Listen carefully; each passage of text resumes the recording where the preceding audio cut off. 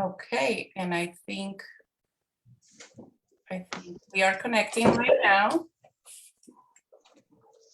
Okay. Oh, Perfect. I actually just got an alert that CPAC is live on Facebook. Ah, that's great. That's what we want. All right, welcome everyone, and thank you for joining us as we kick off our backpack training webinar series. And today we're going to focus on routines and schedules and how to help our young child transition smoothly between places and activities. My name is Adriana Fontaine, and I work for CPAC, Connecticut Parent Advocacy Center. And with me is Vanessa. Vanessa, if you can wave. Hello, Vanessa is our technical support person. If you have any questions, any problems viewing the PowerPoint or accessing the chat, just shoot her a message.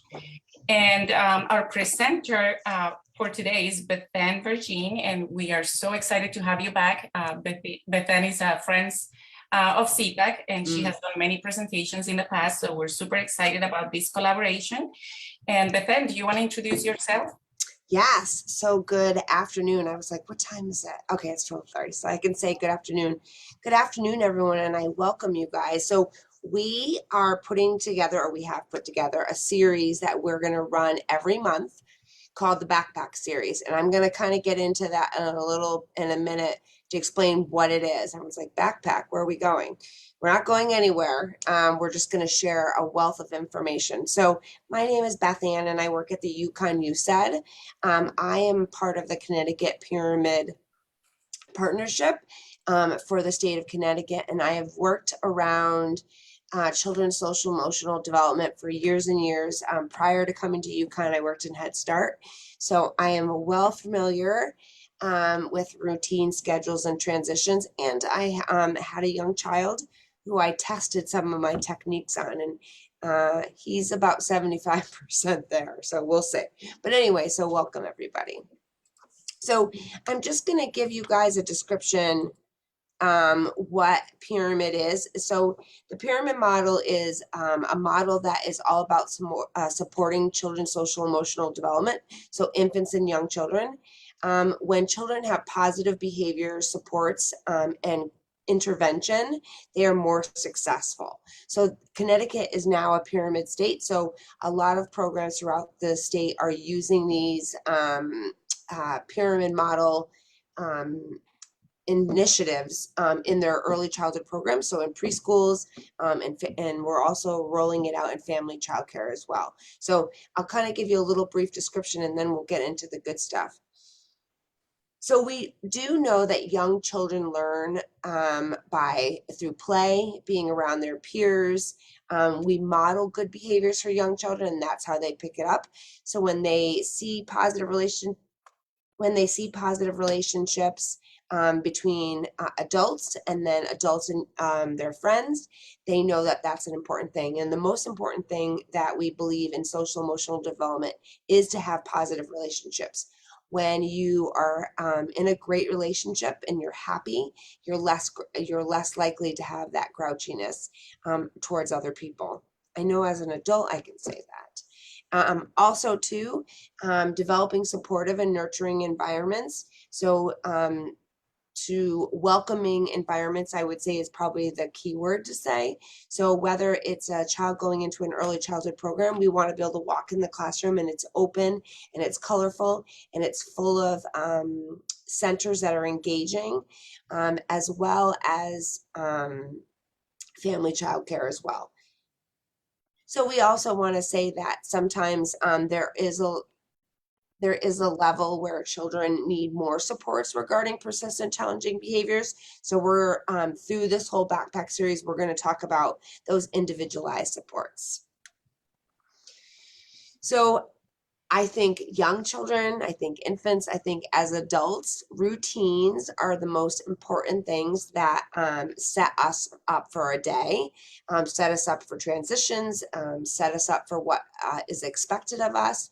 So we're going to talk today about some helpful tips through our backpack series around morning routine, bedtime routines, and transitions, and what is expectation supposed to be for young children. If you have questions, as we go, feel free to unmute yourself or throw a question in the chat, and we're happy to answer them. So I thought this was a great picture because I think about what is the worst transition of the day or worst routine of the day for young children? Is it the morning or is it bedtime? I know some adults at bedtime, they're like, I just want bedtime so I can have a few minutes to myself. So the first routine we're going to talk about is mornings. So do you struggle with a stressful morning when you want to lay your head down and cry and it's not even 8 a.m.? You're trying to get your stuff ready for work, or some of you may be telecommuting, so you're not really leaving the house, but still you have an 8 o'clock meeting and you're trying to get the kids out of the house. Everything is in a frantic rush, and then it sets the tone for you in a bad mood, and then you hit traffic. So there's a lot going on in the mornings. I do know that sometimes you have to ask children multiple times, like at least 7 times. Okay, get your shoes, get your shoes, get your shoes. Did you get your shoes? So let's talk about how we can make those a little bit smoother. So what can you do? Lots and lots of prompts. So an example is there are some kids that may watch some TV in the morning after they have breakfast and they've already gotten dressed, but giving them constant prompts and reminders that something's going to happen next. When children know something's going to happen next, whether they may not or may not concept the time of what 10 minutes, 15 minutes are, it doesn't matter. You're still giving them a warning. So giving a warning of, okay, in 10 minutes, I'm going to need you to put your sneakers on because then we're going to go to childcare, or then we're going to go to the store. So reminding them. So, and then again, okay, 5 minutes, we got to get our shoes on. So you're constantly giving them prompts, which is setting their brain up for reminders that something's going to happen next, and that helps us smooth. So if we just walked up to a child and said, okay, get your shoes on, we're going to go to the store, what do you think will happen? Most children will be like, what? I have to go where? And no, I don't want to get my shoes on. So if you're giving them lots of prompts and reminders, it's going to help that smooth morning routine. And giving your child some power over his morning routine by offering reasonable choices.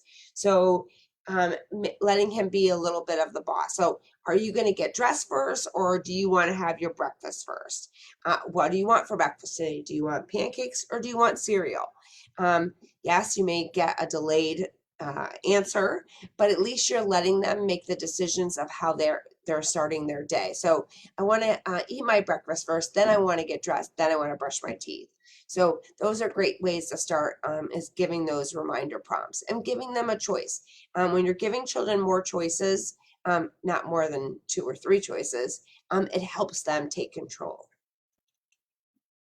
So ideas for your child's morning routines, making the bed. I had this slide from a while ago.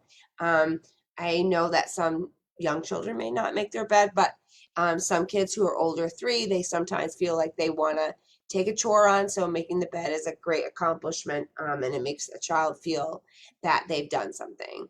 Practicing good hygiene, so making sure that they go to the bathroom, they brush their teeth. If they comb their hair, they do it. Any personal care. Allowing them to pick out their own outfits. Sometimes I personally cringe when I look at what my child has picked out for the day. But you know what? If it makes him happy and he feels independent, go ahead and wear that striped shirt with those checkered shorts. Whatever works for you. So expectations. So as an adult, I have the most to-do list. I write myself post-it notes all the time. I think that it keeps me organized. Some people keep it all in their head. I'm not very good at it. So I use a lot of lists to keep me on task. Children as young as 12 months, they need benefits of reminders too, not just older kids, but having something visually can help children understand what's going to happen next. As I said, it's important. If you have a child that's in an early childhood program, all of the classrooms have schedules. So they have circle time, they have center time, they have going outside, they have lunch. So seeing that schedule, they know exactly what's going to happen next. So you could do the same thing at home, is that, at 7:30, we're off to school. 7 a.m. we get dressed, 7:15 we brush our teeth, and then 7:30 we're out the door. So you could try using those morning schedules if that helps in your house. It doesn't help in every house, but some it may. So I kind of just talked about this visual schedule. It helps children answer those questions. What am I supposed to be doing? How do I know I'm making progress? So did I get this done, and what's next? And then again, the all important, what will happen next. So it sets them up for success when they know what's going to happen. Remember, important, following a visual schedule is a skill that children need to learn. So it's not going to happen overnight. You can teach them and remind them and refer to the schedule as much as possible. And then as early childhood programs use visuals as well, you can try to copy some of those visuals at home. So meltdowns, crying, I don't understand what you're trying to tell me, it's just making me more frustrated. So when children don't understand what is expected or what they're supposed to do, most of the time the result is going to be a temper tantrum. They're going to be crying, aggressive behavior. They may throw themselves on the floor. So being able to label each and identifying expectation that you're giving them is probably more successful. A child is more likely to be successful when they're specifically told what they should do than rather what they should not do. So if you get your shoes on, we can go to the playground. If you don't get your shoes on, we're not going to be able to get out the door to go to the playground. I think it's truly important that every parent understands that behavior is a form of communication. So there's always a reason behind behavior. So as we think of ourselves as adults, if we go in the refrigerator, we've poured ourselves a cup of coffee and there's no half and half in there. So of course we're going to be very upset. Well, that's the reason for the behavior is because I don't have any half and half to my coffee, so it's made me a little grumpy. Excuse me. So just the same as children, if they can't find paper to color with their crayons, what are they going to do? They're going to get frustrated and can't find paper anywhere, and the whole world is going to come to an end because they don't have paper to color, or their remote doesn't work, or there's something wrong with their bike, or they can't kick the ball and they feel like that they're not able to ever do it again. They were last in running, so I'm always last, and so then there's just tears, and then so always a form of communication. So if we transition well, I'm actually going to show you guys a video of a good example of what the transition may look like.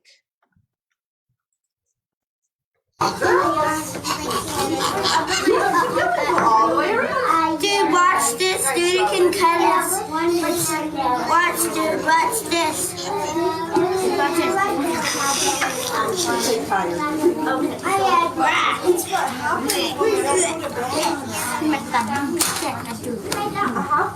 Which one? Let me go to my friend's house.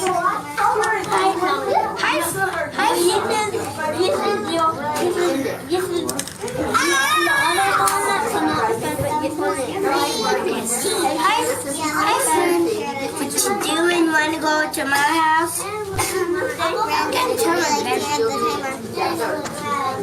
I think it was not that one. What is going for now?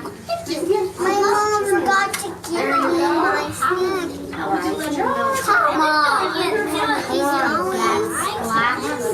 Okay, I'll time of this update. So important let me go back to my video. So transition or moving to new places and activities is something we do many times during our day. As adults, we have a lot of transitions. However, change can be overwhelming for young children.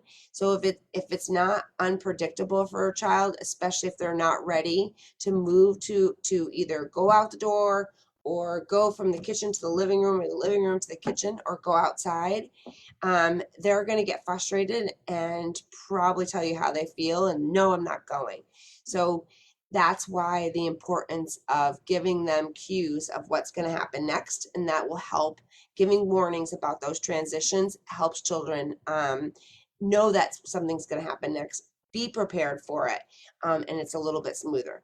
Am I saying that 100% of the time, if you're giving cues, that you're going to have the most perfect transitions? Not always, but for some children, that those prompts really help them become more successful. Some children don't even need prompts. They can say, okay, let's pack up your bag and let's head out the door. And some kids will just get up and do it, and some they may need more cues. Ways to help children with those cues. So use a timer. So the timer could be a blinking alarm, or it could be a noise timer. So the noise goes off and then they know. Let your child pick out a special object. So would you like to bring your stuffed animal to come to the grocery store, your kitty? And they could help us look for find the items on our list.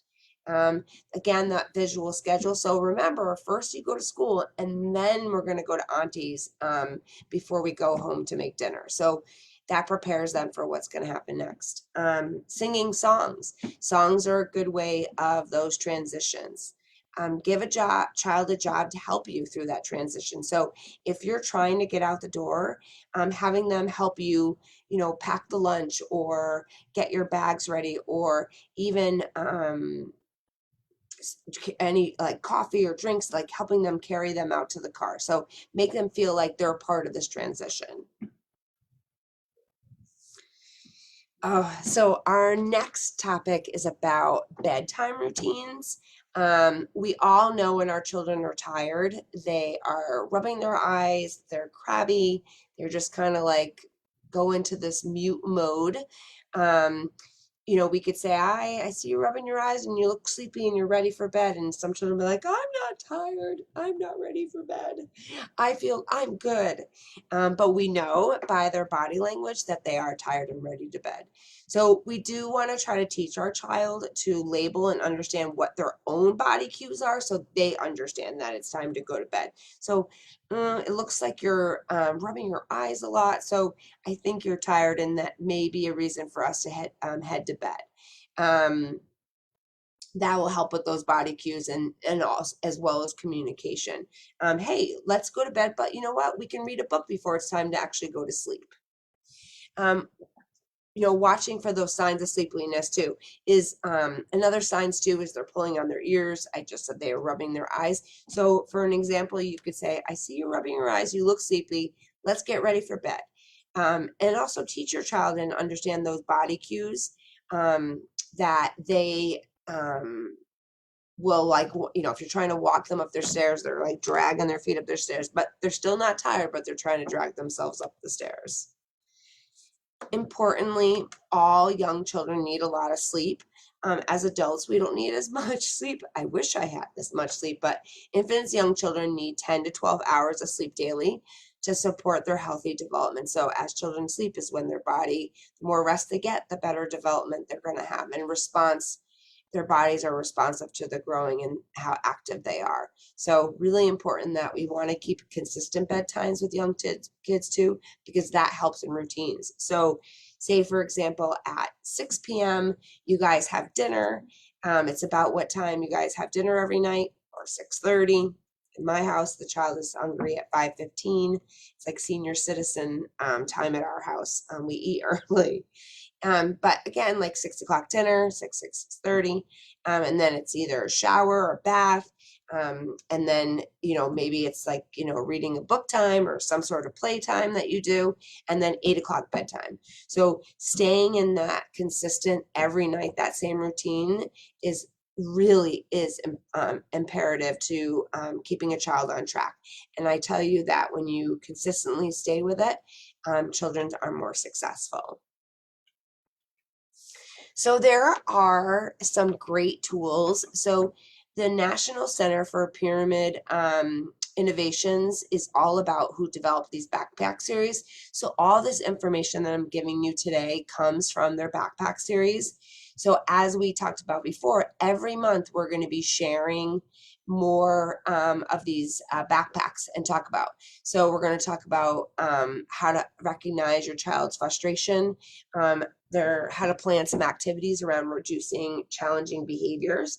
So there's a lot of tools in here. There's tools that you can use at home. There's tools that you can use at school. So there's multiple opportunities to be able to use a lot of the tips that we're giving you today. So there's ones about morning routines. There's ones about transitions, understanding expectations of young children, as well as how to plan bedtime routines. So all the information I gave you today comes from these great backpack series. Also, we're gonna give you the website in the chat box when I get through the slides, so you can go in. There's great social stories. So there's one, children are not the best problem solvers sometimes. They look to us to solve the problems. I lost my Lego. I lost my stuffed animal. I can't find it anywhere. And then literally you turn around and it's on the kitchen floor. So helping them understand how to be problem solvers and is one of the top social emotional skills we want children to learn to be able to solve. So it gives us steps. These social stories give families steps to use with their kids. There's also strategies about having a great day. So positive things to do throughout their day. So this goes along with the morning routine that I shared with you guys, helping children transition between activities. So some of the strategies I gave you are included in here, and there's also additional ones. So this is the website. I'm gonna click to it and hopefully everyone can still see it.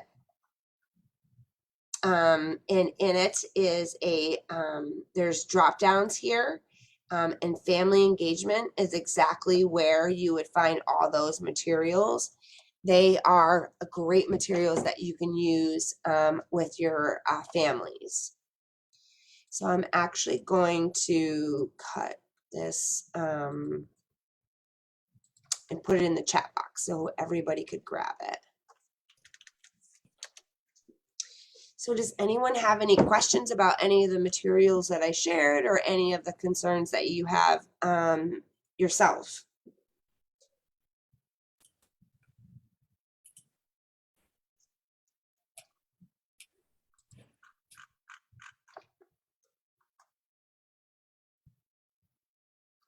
I'm looking to see if there's anything in the chat or on Facebook.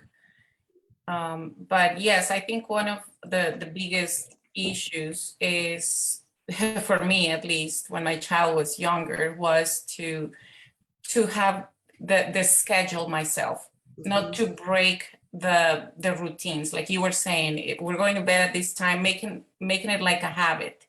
So I do recall struggling particularly with that, because it was hard and it's very easy to give in when you're tired.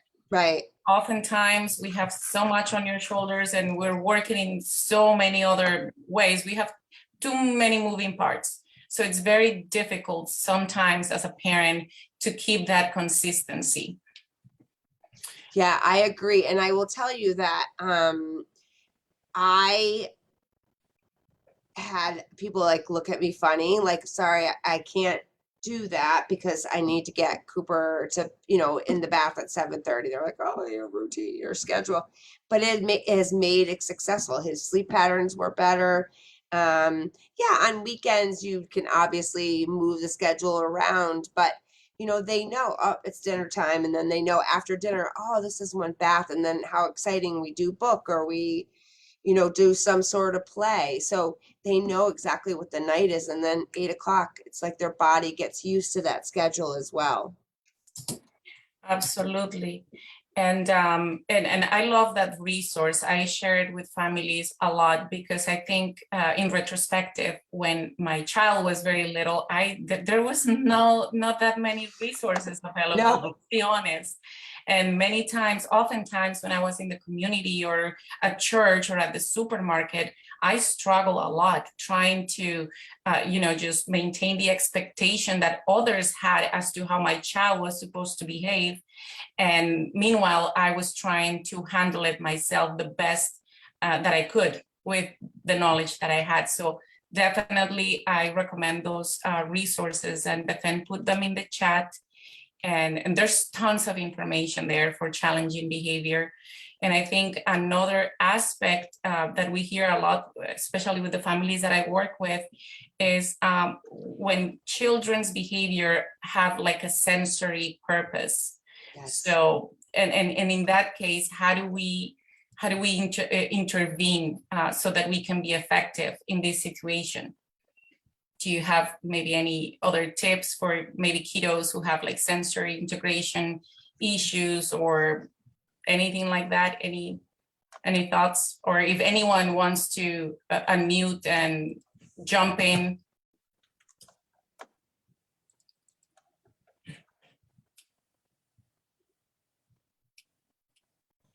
From a sensory perspective, I guess I would try and encourage like any type of muscle use before bed, heavy lifting, anything like that. I agree, because it also goes, doing some sort of exercise or have a dance party. That is a great strategy. I mean, tools to use too. And in that timer too, if some kids that struggle with not knowing the exact timing of this routine, but using a bell for some children that may be visually impaired, then the bell would work out really well. But someone who has hearing impairment, then maybe a flashing light. They have great things that you can find online that can be used as transitional warnings. It's amazing what Google and Amazon give you nowadays. Yes, that's true. They had, I do remember they had a clock. It was literally, you would move it like 15 minutes and it was red. Yeah. And the red will disappear after the 15 minutes were passed. And I think that was for someone who's very visual, for a little one who might have, visual skills very strong, that would be a good strategy for them. Yeah, and then they have the ones that like stay at a color, and then as it gets closer to the time, it goes up, and then at the end, all three lights light up. But there's so many great tools. You can just use a timer on your phone too, or use the oven timer, so you don't have to run out and buy something. If you have like a whistle in your house, you can blow the whistle. Or let your child blow the whistle. Say, oh, we have 10 seconds, and then you count down with them and then have them blow the whistle. Have them a part of that. Children gain more self-esteem when we make them a part. Like I was talking about, giving them jobs. I think it's a little harder after 6, but 3 and 4-year-olds, everything is they want to be a helper. I want to help you. I want to help you cook dinner. I want to help you do this. So definitely give them little jobs, and that helps their self-esteem, and that sometimes helps in some eliminating some behaviors of frustration. I don't have nap time tips though, especially when you're having that transition from they're not really need a nap anymore, but you're like, please take a nap. So I had the hardest time with that. Does anyone have any questions?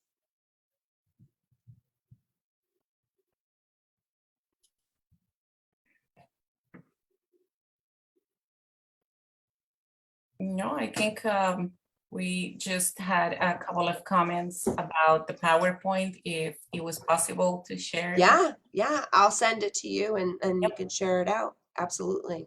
Excellent. Excellent. Thank you, Bethanne. You're welcome. I hope I see everyone next month. Yes, so the next backpack training will be on Wednesday, November 10th, and we will continue with the theme of routines and schedules. We are going to provide strategies to help your little one manage time and understand expectations. because sometimes children do not respond to adults, and it's because they do not understand what is expected from them. Yes. So I think that's something to keep in mind. So basically helping your little one understand exactly what is it that you're trying to accomplish. Right. Anything else that you would like to add, Bethanne? No, but I look forward to seeing everybody. And my email is in the PowerPoint. So if you ever, like, you can't get into the website, or you have some questions, or you're looking for some more tools at home, please just email me and I'm happy to send you anything I can. Or a question that you think of after we hang up today, send it to me. Sorry, I'm really husky today. I have a cold. It's allergies that time of I the year. know, it's horrible. All right, well, I want to thank you everyone for participating, and we will see you next month. All right, have a great day, everyone. Enjoy the beautiful weather. Thank you, Bethanne. Have a good one. Bye-bye.